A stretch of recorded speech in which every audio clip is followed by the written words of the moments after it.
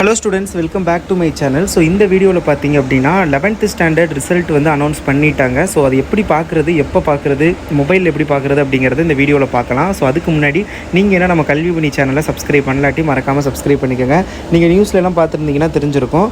So 11th standard வந்து result வந்து announce பண்ணியாச்சு. இந்தந்த சப்ஜெக்ட்டில் இத்தனை பர்சன்டேஜ் வந்து பாஸு, ஆண்கள் இவ்வளோ பர்சன்டேஜ் பாஸு, பெண்கள் இவ்வளோ பர்சன்டேஜ் வந்து பாஸு, இவ்வளோ பேர் வந்து தேர்ச்சி பெற்றிருக்காங்க அப்படிங்கிற எல்லாமே வந்து அன்பில் மகேஷ் பொய்யாமொழி அவர்கள் வந்து அனௌன்ஸ் பண்ணிட்டாங்க 11th ஸ்டாண்டர்ட் ரிசல்ட்டு. ஸோ இப்போ எப்படி பார்க்குறது, 11th ஸ்டாண்டர்ட் ரிசல்ட்டு எப்போ பார்க்கணும், எப்படி பார்க்கணும் மொபைலில் அப்படிங்கிறத டீட்டெயில்டாக ஒரு வீடியோ அப்லோட் பண்ணியிருக்கேன். 2 நிமிஷம் தான் அந்த வீடியோ. ஸோ அந்த வீடியோவில் நான் டீட்டெயிலாக சொல்லியிருக்கேன் எப்படி வந்து ரிசல்ட் பார்க்குறதுன்னு. ஸோ அந்த வீடியோடைய லிங்க் இந்த வீடியோடைய டிஸ்கிரிப்ஷன்லையும் கமெண்ட்லையும் நான் பின் பண்ணி வைக்கிறேன். மறக்காமல் அதை கிளிக் பண்ணி பாருங்கள். கல்வி mini channel 9th to 12th videos எல்லாமே அந்த சேனலில் இனிமேல் வரும்.